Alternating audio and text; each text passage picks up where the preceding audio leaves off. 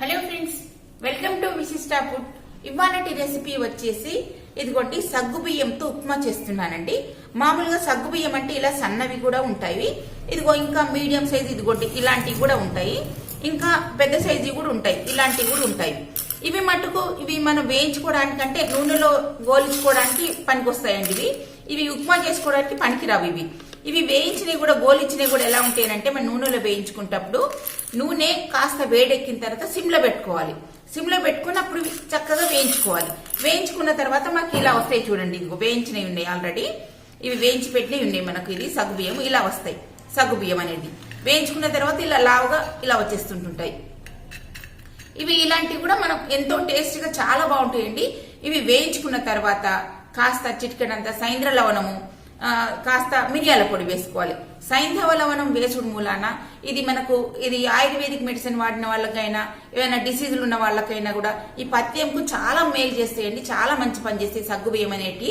ఇలా నేను వేయించి పెట్టుకొని తింటున్నానండి.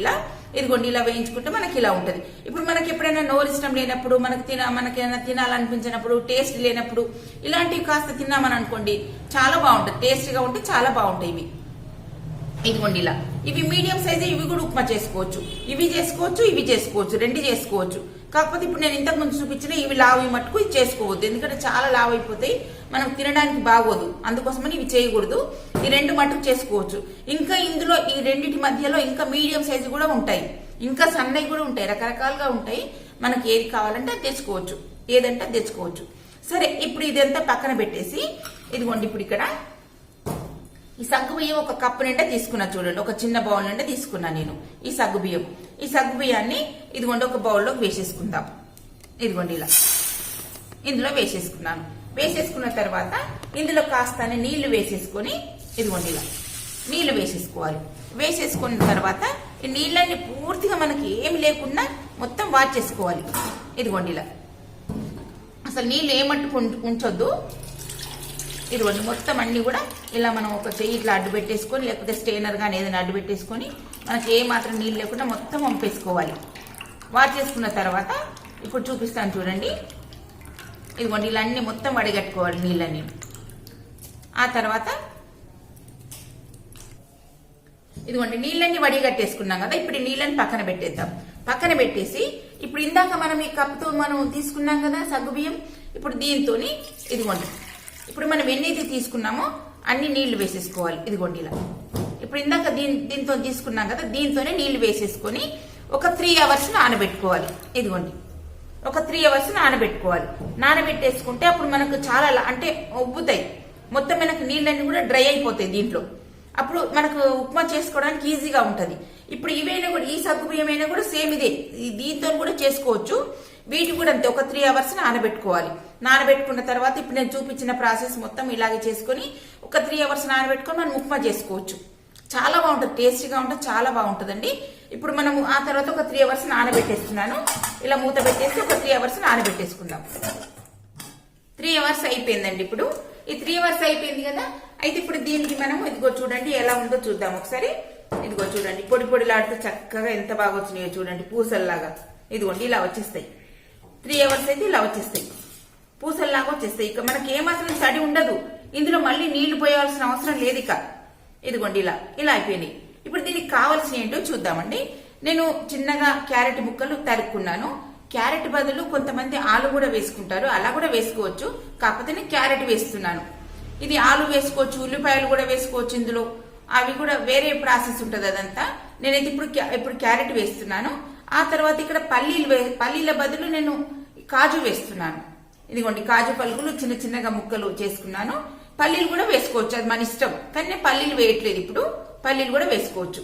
ఇక కరివేపాకు కడిగి ఆరబెట్టుకున్నాను. కరివేపాకు, కొత్తిమీర సన్నగా తరుక్కున్నాను.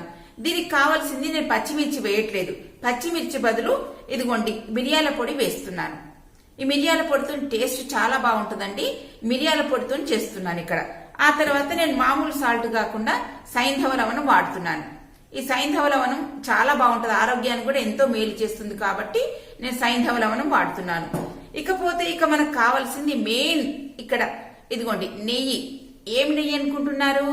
దేశీ ఆవుల నెయ్యి. ఇది దేశీ ఆవుల నెయ్యి వాడుతున్నాను. మామూలు నెయ్యి కాకుండా దేశీ ఆవుల నెయ్యి అయితే మనకు హెల్త్ పరంగా కూడా చాలా బాగుంటుంది, అందరికి ఆరోగ్యానికి చాలా మంచిదని చెప్పేసి నేను దేశీయ ఆవుల నెయ్యితో చేస్తున్నాను. ఇప్పుడు ఇదంతా ప్రాసెస్ ఇక చేద్దాం. ఇదిగోండి నెయ్యి వేస్తున్నాను. ఇందులో నెయ్యి కూడా చాలా తక్కువ పడుతుందండి, ఆయిల్ గాని నెయ్యి గాని చాలా తక్కువ పడుతుంది. ఇదిగోండి ఈ మాత్రం అయితే సరిపోతుంది వన్నిటికి. ఇందులో ఆయిల్ ఎక్కువ పీల్చదు, ఎందుకంటే ఇది సగ్గుబియ్యం కాబట్టి ఆయిల్ ఎక్కువ పీల్చదు, ఏదైనా నెయ్యి అయినా ఆయిల్ అయినా. ఇప్పుడు నెయ్యి బదులు నేను ఇప్పుడు నెయ్యి వేస్తున్నాను కదా, దేశీయ ఆవుల నెయ్యి. కాకపోతే మీరు ఆయిల్ తో కూడా చేసుకోవచ్చు. ఏది మనకు ఇప్పుడు మామూలుగా అన్ని ఆయిల్ వద్దండి, ఇది గానుగ నూనెతో చేసుకుంటే చాలా బాగుంటుందండి ఆరోగ్యానికి, అందుకోసమని చెప్తున్నాను. గానుగ నూనెతో కూడా చేసుకోవచ్చు. ఇందులో కాస్త మనమంతా ఇదిగోండి కొద్దిగా జీలకర్ర వేస్తున్నాను, మీకు వీడియోలో చూపించలేదు ఇంతకుముందు. కొద్దిగా జీలకర్ర వేస్తున్నాను ఇందులో, ఇదిగోండి జీలకర్ర. ఇక ఆ తర్వాత ఇందులో కాజు వేసుకుందాం. ఇదిగోండి కాజు కూడా వేసేసుకుందాం ఇందులోనే. కాజు జీలకర్ర వేసుకున్నాం కదా, ఇప్పుడు ఆ తర్వాత ఇప్పుడు మనం క్యారెట్ కూడా వేసేసుకుందాం. ఇదిగోండి క్యారెట్ కూడా వేసేసుకుందాం. కాస్త వేయినాక ఇదిగోండి కాస్త వేగిపోయినాయి కదా, ఇదిగోండి క్యారెట్ కూడా వేసేస్తున్నాను. క్యారెట్ కాస్త నెయ్యిలో కాస్త వేయించాలి, చాలా బాగుంటాయి మన తినేటప్పుడు. ఈ క్యారెట్ బదులు ఆలు కూడా వేసుకుంటారండి, నేను ఆలు వేయట్లేదు.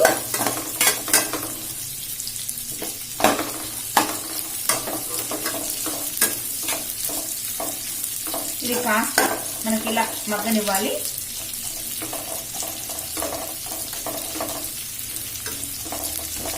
ఇందులో కొంతమంది ఉల్లిపాయ కూడా వేసుకుంటారండి, కానీ నేను ఉల్లిపాయ వేయట్లేదు ఇప్పుడు.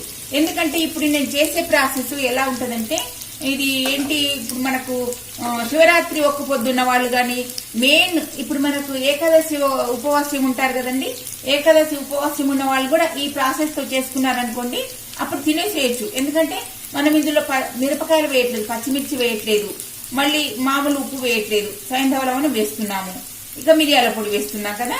ఇది ఏకాదశి ఉపవాసం ఉన్న వాళ్ళు కూడా ఇలా చేసుకుని తినొచ్చు.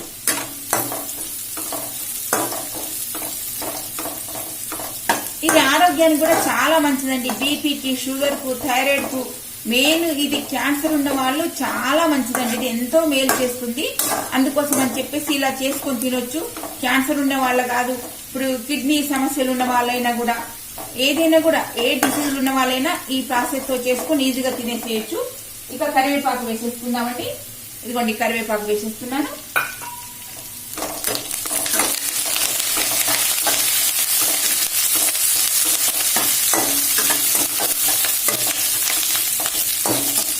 ఇదిగోండి కాస్త ఇప్పుడు మనకి ఇదంతా కూడా నెయ్యిలో మగ్గిపోయినాయి చూడండి. ఈ కరివేపాకు ఇవన్నీ వేసాం. ఇది చేయడం కూడా ఈజీనండి, విత్ ఇన్ 5 minutes లో అయిపోతుంది. మనం అన్ని ప్రిపేర్ చేసుకున్నామని అనుకోండి, విత్ ఇన్ 5 minutes లో మనకి ఇది అయిపోతుంది. ఇదిగో చూడండి. ఇక ఈ సగ్గు బియ్యం అనేది వేసేసుకుందాం.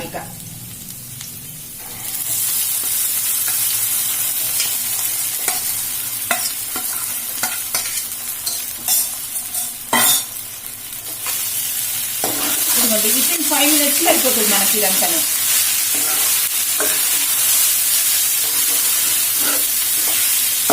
ఇది ఎక్కువ సేపు కూడా ఉండాల్సిన అవసరం లేదు, ఎందుకంటే నాన్నే కాబట్టి త్వరగానే అయిపోతుంది అన్నమాట.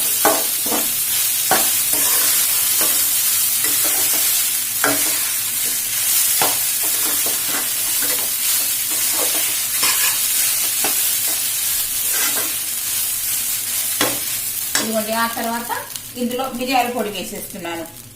ఇదిగోండి మిరియాల పొడి వేస్తున్నాను. మిరియాల పొడిని ఇక్కడ దీన్ని మిరియాలను మర్రిచిములు అని కూడా అంటారండి. ఇది మిరియాల పొడి వేసేస్తున్నాను. ఇదిగోండి ఇలా, ఎందుకంటే మనం మిరపకాయలు వేయట్లేదు కదా, ఇది సరిపోతుంది.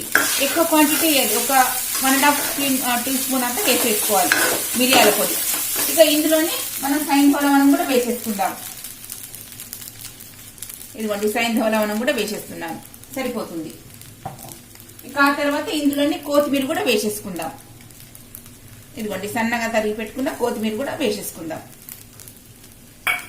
ఇక అయిపోయినట్టు ఇంతేనండి, ఎంత త్వరగా అయిపోయింది చూడండి. విత్ ఇన్ 5 minutes లో ఈజీగా చేసేసుకోవచ్చు. ఈజీగా ప్రిపేర్ ఇవన్నీ రెడీగా పెట్టుకున్నామని అనుకోండి, విత్ ఇన్ 5 minutes లో మనకు పొడి పొడిలాడుతూ సగ్గుబియ్యం ఉప్మా రెడీ అయిపోయింది చూడండి.